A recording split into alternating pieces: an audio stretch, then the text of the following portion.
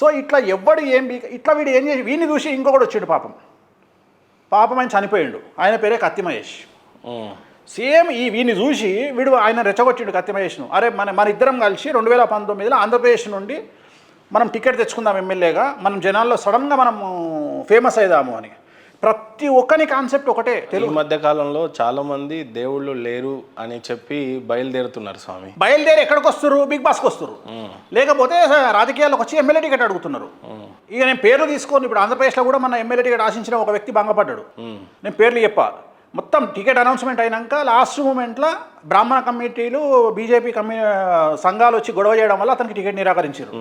So ఈ ప్రతి ఒక్కరి టార్గెట్ ఏమైంది అంటే బిగ్ బాస్కు పోవాలన్నా రాజకీయాల్లోకి రావాలన్నా హిందూ మతాన్ని టార్గెట్ చేయాలి, ఎందుకంటే చాలా తొందరగా వస్తుంది. స్వామి, నా ప్రశ్న చాలా సూటిగా అడగనివ్వండి మిమ్మల్ని. మీకు వచ్చినటువంటి విద్య ఏదైతే ప్రిడిక్షన్ గురించి చెప్తున్నారో మీరు, అది కేవలం మీరు సంపాదించుకోవడానికి ఉపయోగపడుతుందా, లేదా హిందూ ధర్మరక్షణ కోసం వేణుస్వామి చేసినటువంటి ఏమైనా ఉందా? ధర్మం కోసం పాటుపడే విధంగా వేణుస్వామి ఎప్పుడన్నా తన కర్తవ్యాన్ని నిర్వర్తించాడా అంటే ఏం చెప్తారు మీరు? చాలాసార్లు నిర్వర్తించిన ఇప్పుడు హిందూ సమాజం కోసం వేణుస్వామి అగ్రెసివ్గా మాట్లాడేది వేణుస్వామి. ఇప్పుడు ఒకసారి చిన్నజీఆర్ స్వామి మీద బాగా విమర్శలు వచ్చినప్పుడు నేను బయటకు వచ్చి నేను ఆర్గ్యుమెంట్ చేసిన. ఆయన చుట్టూ ఉండి తినే దొంగన కొడుకులు కూడా బయటికి రాలే, నేను బయటకు వచ్చి మాట్లాడిన. ఏం విమర్శలు స్వామి? తిరుపతి విమర్శ, తిరుపతిలో భద్రాచలంలో ఆయన గురించి జిఎస్ స్వామి వారి గురించి విమర్శలు వచ్చినప్పుడు నేను మీడియాకి వచ్చి మాట్లాడిన. ఎవడు మాట్లాడలే. జిఎస్ స్వామి వారు పైన తిరుపతి కొండ మీద దహనం చేయొద్దు డెడ్ బాడీలను అని కామెంట్ చేశారు. కామెంట్ చేసినప్పుడు చాలామంది వచ్చి అట్టెట్లా చేయొద్దు డెడ్ బాడీలను అంటే, ఇప్పుడు సపోజ్ మనం జనరల్గా బేసిక్గా చెప్పాలంటే మన ఇంటి పక్కనో మన ఇంటి ముందన్నో డెడ్ బాడీ ఉన్నప్పుడు మనం ఇంట్లో ఏదైనా అన్నం తినడానికి ఆలోచించామా? ఇక మరి నేను డెడ్ బాడీ పక్క అన్నం పెట్టుకొని తింటా అంటే ఏమంటారు? సో అట్లాంటి విమర్శలు నేను బయటకు వచ్చి మాట్లాడిన, నేను చేసిన. సో నేను చాలా ఫేస్ చేసిన వ్యక్తిగతంగా. అంటే ఒకటండి, ఇప్పుడు హిందూ మతాన్ని జ్యోతిష్యాన్ని వేరు చేసి చూస్తారా మీరు? రెండు ఒకటే కదా. ఇప్పుడు ఇవాళ ఆంధ్రప్రదేశ్ తెలంగాణ రాష్ట్రంలో 2 తెలుగు రాష్ట్రాలలో జ్యోతిష్యం అంటే వేణుస్వామి అంటే జ్యోతిష్యం అనేటువంటి స్థాయికి జ్యోతిష్యం రాబడింది అంటే దానికి కారణం ఒకే ఒక్క వ్యక్తి వేణుస్వామి. ఎవ్వడవునన్నా కాదన్నా. ఇవాళ జగన్మోహన్ రెడ్డి ఓడిపోగానే నేను చెప్పిన ప్రిడిక్షన్ ఫెయిల్ అయ్యింది అని నన్ను ఈ స్థాయిలో విమర్శ చేస్తున్నారు అంటే కారణం ఏంది అంటే నా క్రెడిబిలిటీ. నిజంగానే నేను చెప్పిన 10 జరగకపోతే 10 వీడియోలు పెట్టి నన్ను సోషల్ మీడియాలో ఒక ఆట ఆడుకుందరు జనాలు, కానీ ఎవ్వడికి ఏం దొరకట్లా. ఈ ఒకటే వీడియో ఉంది. సో ఈ ఒక్క వీడియో వాడు ప్లే చేయడం కాదు, నేనే చెప్తున్నా. నేను ఆల్రెడీ కూటమి వల్ల ఒకవేళ కూటమి ఉంటే జగన్ ఓడిపోతాడు అని చెప్పిన వీడియో ఉన్నా కూడా నేను దాన్ని నేను అడ్వాన్స్గా తీసుకొచ్చుకొని అడ్వాంటేజ్ తీసుకోవట్లా. ఎందుకు అంటే నా జీవితానికి ఈ ప్రిడిక్షను అతిపెద్ద మలుపు. అంటే మీరు వ్యక్తిగతంగా అనుకున్నారు స్పష్టంగా జగన్మోహన్ రెడ్డి మళ్ళీ సీఎం అవుతారని? ఇక్కడ నాకు ఎవ్వడు చుట్టం కాదు. ఇక్కడ ఏమవుతుందంటే బేసికల్లీ మనం ఒక పార్టీకి గెలుస్తుంది అని చెప్పినప్పుడు ఇంకొక పార్టీ ఓడిపోతుంది అని అర్థం. కానీ వీటన్నిటిని క్రోడీకరించుకొని ఈ సోషల్ మీడియా యుగంలో వేణుస్వామి 2018లో ఏం చెప్పిండు, 17లో ఏం చెప్పిండు, 19లో ఏం చెప్పిండు అని వినే ఓపిక జనాలకు లేదు. జనాలు లేటెస్ట్ కోరుకుంటారు. ఇవాళ రాస్తారుని ఇన్సిడెంట్ వచ్చింది, ఇవాళ రాస్తారుని ఇన్సిడెంట్ అయిపోయింది, రేపు ఇంకో ఎల్లిగాని ఇన్సిడెంట్, ఎల్లుండి మల్లిగాని ఇన్సిడెంట్. సో జనాలకు ప్రతిరోజు ఏదో ఒక షాక్ ఇన్సిడెంట్ కావాలి. స్వామి, మీకు స్పష్టంగా ట్రోలర్స్ నుంచి వచ్చినటువంటి హెడేక్ కన్నా కూడా చాలా బాధ కల్పించే విషయం ఏంటంటే కనుమూరు రఘురామకృష్ణరాజు గారు గెలిచిన తర్వాత నా గెలుపు ఆ ఎదవకి అంకితం, గారు నా గెలుపును చాలా స్పష్టంగా వేణుస్వామి దరిద్రుడు అని ఆ పాట పలికిన తర్వాత అనేక మంది మనోభావాలు దెబ్బతిన్నాయి. మీరు ఎలా రిసీవ్ చేసుకున్నారు? అది బాధపడ్డారు, చాలామంది బాధపడ్డారు.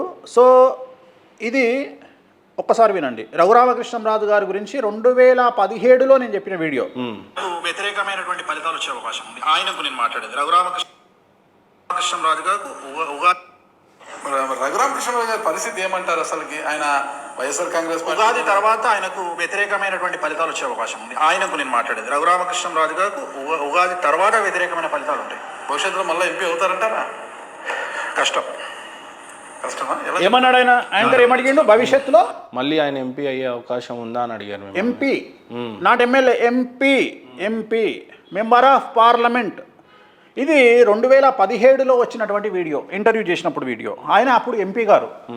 సో ఆయన మెంబర్ ఆఫ్ పార్లమెంటు, రాజ్యసభ కాదు, మెంబర్ ఆఫ్ పార్లమెంటు. నన్ను అడిగినటువంటి యాంకరు ఈయన మళ్ళీ ఎంపీగా అయ్యే అవకాశం ఉందా, ఎంపీగా గెలిచే అవకాశం ఉందా అంటే లేదు అని చెప్పినటువంటి వ్యక్తి వేణుస్వామి. సో ఆయన రఘురామకృష్ణంరాజు గారు అంటే నాకు చాలా గౌరవము, రాజులు అంటే నాకు విపరీతమైన ప్రేమ. భీమవరం రాజులు నాకు చాలామంది క్లోజ్ సర్కిల్, సో చాలామంది నాకు బాగా సన్నిహితంగా ఉంటారు. ఆయన నుండి అలాంటి మాట నేను ఎక్స్పెక్ట్ చేయలేదు. దరిద్రుడు వేణుస్వామి అనే మాట ఆయన విచక్షణకే వదిలేస్తున్నా. రెండవది ఏంటంటే నేను ఎంపీగా గెలవరు అని చెప్పిన, నాది 100కు 1,00,00,000% జరిగింది.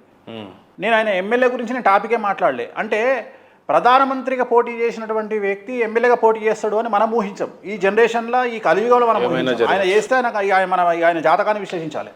సో ఎంపీగా పోటీ చేసిన వ్యక్తి ఎమ్మెల్యేగా పోటీ చేస్తాడని మనం కలగనం కదా. ఎంపీ అంటే 7 నియోజకవర్గాల హెడ్.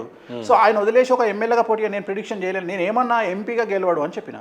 బట్ ఆయనను ఆ రోజు విలేకరు అడగంగానే వేణుస్వామి అనే దరిద్రుడికి నా విజయాన్ని అంకితం చేస్తున్నాను అన్నారు. నేనేం ఫీల్ కావట్లేదు. ఇప్పుడు దీంట్లో నేను ఫీల్ కావడానికి ఏముంది?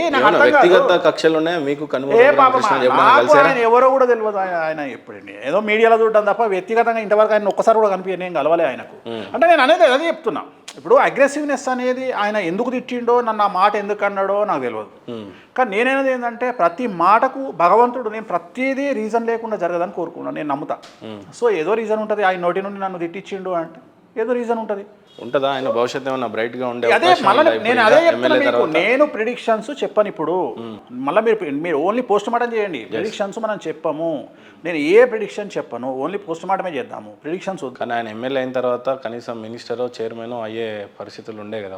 అదే చెప్తున్నా కదా. ఇప్పుడు అది ఆయన ఎక్స్పెక్టేషన్స్ మనం రీచ్ కాలేము.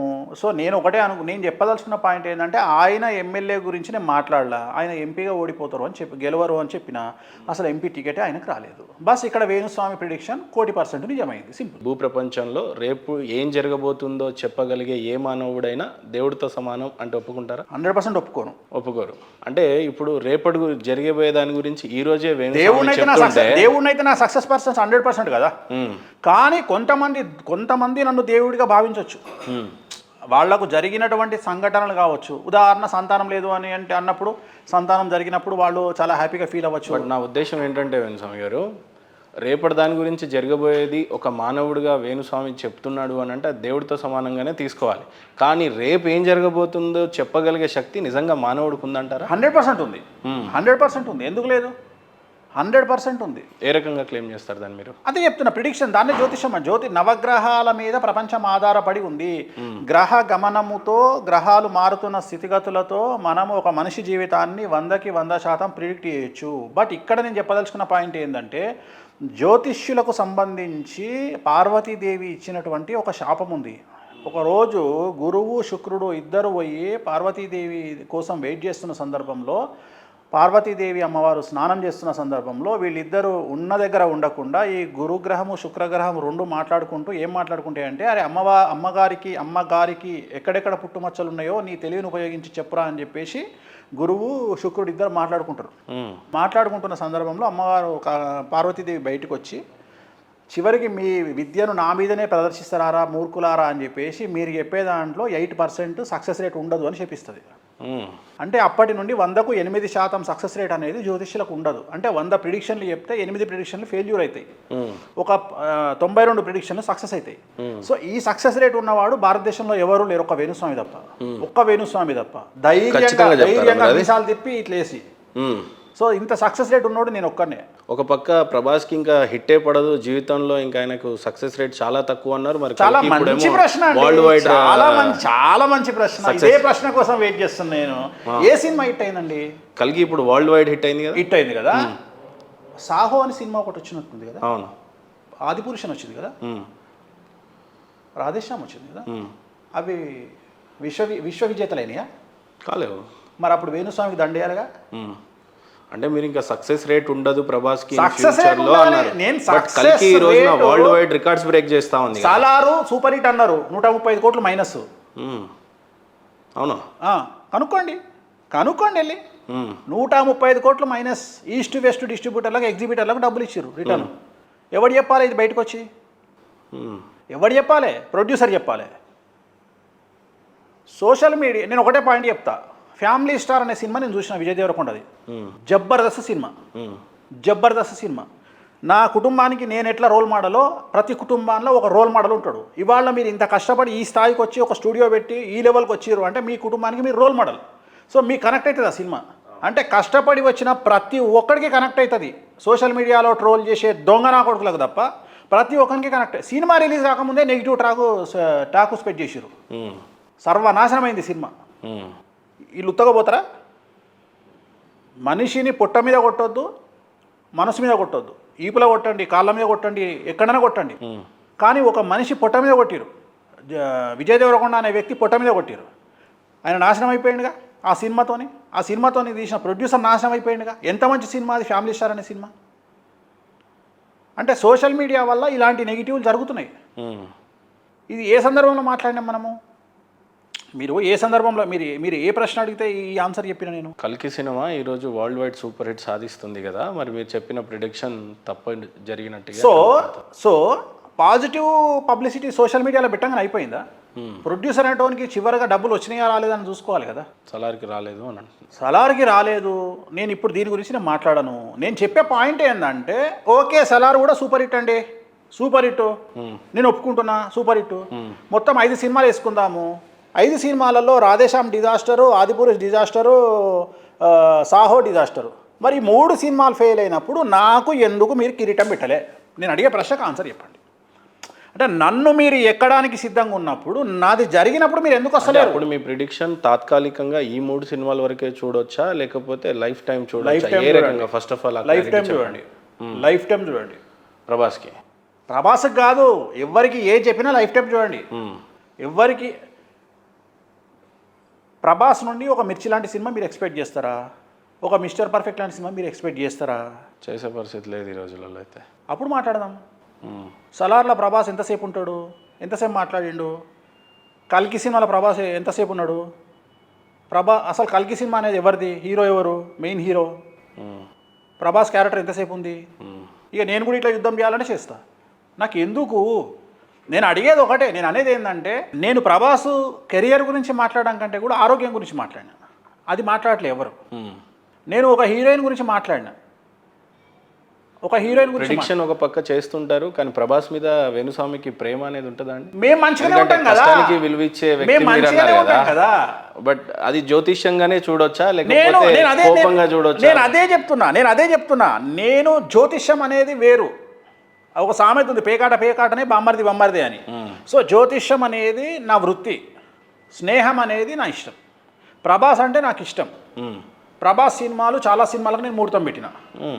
ఈరోజు కూడా మీరు నమ్ముతారో నమ్మరో, జగన్ ఇన్సిడెంట్ అయిన తర్వాత ప్రభాస్ గారు నాకు మోరల్ సపోర్ట్ ఇచ్చారు. ఫోన్ చేశారా? ఎందుకు ఇక మోరల్ సపోర్ట్ ఇచ్చారు? ఎందుకంటే ఇంత ధైర్యంగా ఉన్నారు మీరు, గ్రేటు, మా వల్ల కాదు, మేము ఒక సినిమా పోతే మేము భయపడతాము లేదా ఫీల్ అవుతాము, కానీ మీరు ధైర్యంగా ఉన్నారు. సో నేను పెట్టుకునే అద్దాలన్నీ కూడా ప్రభాస్ గారి కళ్ళద్దాల తాలూకా అద్దాలు ఉంటాయి. అంటే నేను ప్రభాస్ గారు పెట్టుకునే అద్దాలు సేమ్ ఉంటాయి. నా డ్రీమ్ అది. ప్రభాస్ గారు అంటే నా డ్రీమ్ ఏంటంటే, పవన్ కళ్యాణ్ గారు వేసుకునే చెప్పులు కాస్ట్లీ, అలాంటి చెప్పులు కొనుక్కోవాలి అని నాకు పిచ్చి. ఏది అత్తారింటికి దారేది సినిమాలో దేవదేవం భజయ్ అనే టైంలో మన పవన్ కళ్యాణ్ గారు చెప్పులు చూపిస్తారు, మనకు అడుగులు చూపిస్తారు. ఆ చెప్పులు కాస్ట్లీ 35 నుండి 40 వేలు ఉంటాయి. సో నాకు ఆ డ్రీమ్ అది. పవన్ కళ్యాణ్ గారు వేసుకున్న చెప్పులు నేను వేసుకోవాలి అని నాకు కసి నా జీవితంలో. దానికోసం కష్టపడి నేను ఆ చెప్పులు కొనుక్కున్నా. అట్లనే ప్రభాస్ గారు పెట్టుకునే కళ్ళద్దాలు అంటే నాకు పిచ్చి. ఆయన పెట్టుకునే కళ్ళద్దాలు లైఫ్లో మనం ఇవి పెట్టుకుంటే మన జీవితంలో ఒక సక్సెస్ ఉంటుంది, ఎంజాయ్ చేయాలి లైఫ్ అని నేను అవి కొనుక్కున్న తర్వాత ఆయన కూడా నన్ను కామెడీ చేస్తారు, నాకంటే మీరే ఎక్కువ వాడుతూ కళ్ళద్దాలని. సో నేను అనేది ఏంటంటే, ప్రభాస్ గారికి నాకు ఉండేటువంటిది, అట్లనే ఇండస్ట్రీలో నాకు వేరే వాళ్ళకు ఉండే రిలేషన్ అనేది చాలా ఎక్స్ట్రీమ్ ఉంటుంది. సో అది సమాజానికి తెలియాల్సినటువంటి అవసరం లేదు. ఇప్పుడు ఎవరితోని ఎట్లా మాట్లాడతాము, ఎవరితోని క్లోజ్ ఉంటాము అనేది నేను చెప్పుకోను కదా. నాకు చాలామంది ప్రొడ్యూసర్లు, చాలామంది డైరెక్టర్లు, పొలిటీషియన్స్ నాకు చాలా క్లోజు. నేను అందరినీ రివీల్ చేయలేను కదా. అందరి విషయాలు సమయం వచ్చినప్పుడు రివీల్ కాబడతాయి, కానీ అంతేగాని నేను చెప్పలేను కదా. బట్ దీన్ని వ్యక్తిగతమైన ద్వేషం కింద కన్వర్ట్ చేసుకుంటే అది ఎట్లయితుంది? బట్ ఎవడన్నా ప్రభాస్ గారు అంటారా మిమ్మల్ని? ఆయన బేసిక్గా డార్లింగ్ అంటారు, డార్లింగ్ స్వామి ఎందుకు ఇలా నన్ను ట్రోల్ చేస్తున్నారు? అస్సలు ఆయన ఏమంటారంటే ఆయన మన గురించి మంచిగా చెప్తారు కదా అంటాడు.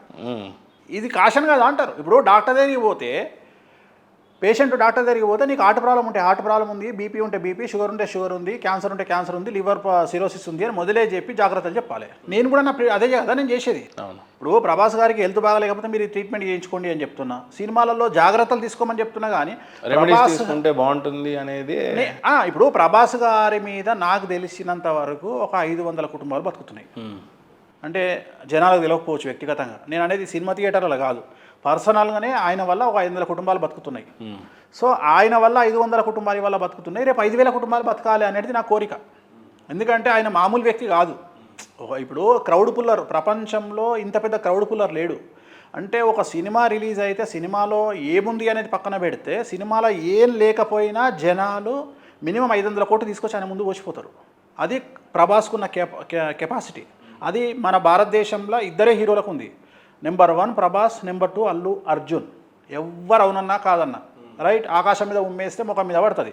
ఒకవేళ వాళ్ళని విమర్శిస్తే, వ్యక్తిగతంగా విమర్శిస్తే అది మీ కర్మ. ఎవ్వరు అవునన్నా కాదన్నా ఇద్దరే తోపులు భారతదేశంలో. మొత్తం భారతదేశాన్ని ఒక ఊపు ఊపగలిగిన వాళ్ళు number 1 Prabhas, number 2 Allu Arjun. So ఈ ఇద్దరి ట్రాక్ రికార్డ్ అట్లుంది. వీళ్ళిద్దరు క్రౌడ్ పుల్లర్స్. నంబర్ 3 వేణుస్వామి అనొచ్చా? నాకేం సంబంధం? వాళ్ళ ముందర రాష్ట్రాలను దేనికి మనం ఇప్పుడు వాళ్ళు ఆయన లెవెల్ వేరు, వాళ్ళ కారణ జన్ములు వాళ్ళు. ఇప్పుడు నేను ఒక మామూలు వేణుస్వామి కూడా కారణ జన్ముడు. నేను అనేది ఏంటంటే అల్లు అర్జున్ లాంటి వ్యక్తి కారణ జన్ముడు, ఒక ప్రభాస్ అనే వ్యక్తి కారణ జన్ముడు. సో ఆయన జాతకంలో అంత పెద్ద యోగాలు ఉన్నాయి. సో ఆయన ఒక కనుసైగ చేస్తే అంత జనాలు, ఇప్పుడు ఆయన మీరు అబ్జర్వ్ చేస్తే ఆయన జస్ట్ ఒక పెద్ద ఏమంటారు, ఒక సుత్తి పట్టుకొని వచ్చినా జనాలు పూనకాలు వచ్చేస్తాయి ఫ్యాన్స్కు. సో అంత పెద్ద హీరో, అంత స్టార్డమ్ ఉన్న వ్యక్తి 10 కాలాల పాటు బ్రతకాలి, 10 కాలాల పాటు సినిమాలు తీయాలి, తెలుగు సినిమా ఇండస్ట్రీ బాగుండాలి, ప్రొడ్యూసర్లు బాగుపడాలి అనే ఇంటెన్షన్తోనే మనం చెప్తాం తప్ప, వ్యక్తిగతంగా ఒక మనిషి నాశనం కావాలి అని కోరుకుంటే ఫస్ట్ నాశనం అయ్యేది నేనే. నేను పురోహితుడిని. అంటే పురోహితుడు అంటే నేను పూజలు చేయకపోయినా పురోహితాన్ని కోరుకునేవాడిని. అందరూ బాగుండాలని కోరుకునేవాడు వేణుస్వామి. అందరూ బాగుండాలని కోరుకుంటా. మీ ఫ్రెండ్షిప్ ఇంత బాగా పెట్టుకొని అనవసరంగా ట్రోలర్స్ మాత్రం ఏదో విజిబిలిటీ, అంటే వాళ్ళకు తెలియదు కదా, వాళ్ళకు ఇవన్నీ తెలియదు కదా. ఇప్పుడు ఉదాహరణ, ఇప్పుడు నేను మన ఫామ్ హౌస్లో పండిన సీతాఫలం ఆయనకు పంపించినాం. ప్రభాస్ గారికి సీతాఫలం అంటే చాలా ఇష్టం. మా ఆవిడ ఒక ఆర్గానిక్ బ్యాగ్ ఒకటి పంపించింది ఆయనకి. సో చాలా ఇష్టం. ఇప్పుడు మొన్న నేను ఒక బ్లూ కలర్ కళ్ళద్దాలు పెట్టుకోగానే ఎంబడే పెట్టుకున్న 10 నిమిషాలకే నేను స్టేటస్ పెట్టంగానే వాళ్ళ మేనేజర్ ఫోన్ చేసి, స్వామి అన్న అడుగుతున్నాడు, ఈ కళ్ళద్దాలు కావాలి అన్నకు అని చెప్పి ఇమ్మీడియట్గా నెక్స్ట్ వీక్ వాళ్ళు యూరప్ పోయారు, తీసుకొచ్చుకోరు ప్రభాస్ గారు. సో నేను అనేది ఏంటంటే ఇంత ఇంటిమసీ ఉంటుంది. అట్లా ప్రతి ఒక్కళ్ళతోని, ఇండస్ట్రీలో ప్రతి ఒక్కళ్ళతోని నన్ను ఆయన ఏమంటారు అంటే, ఆయన మనకు కొంచెం మంచిగా చెప్తుండు కదా, ఆయన ఏం తప్పు చెప్పట్లేదు కదా. ఇప్పుడు వ్యక్తిగత విమర్శ చేస్తే నేను తప్పు, నేను వ్యక్తిగత విమర్శలు చేయట్లా ఎక్కడ. నేను మంచి సినిమాలు ఎన్నుకోమని చెప్తున్నా, మంచి ప్రొడ్యూసర్లు ఎన్నుకోమని చెప్తున్నా. ఒక్క మిస్టేక్ జీవితాన్ని చిన్నభిన్నం చేస్తుంది.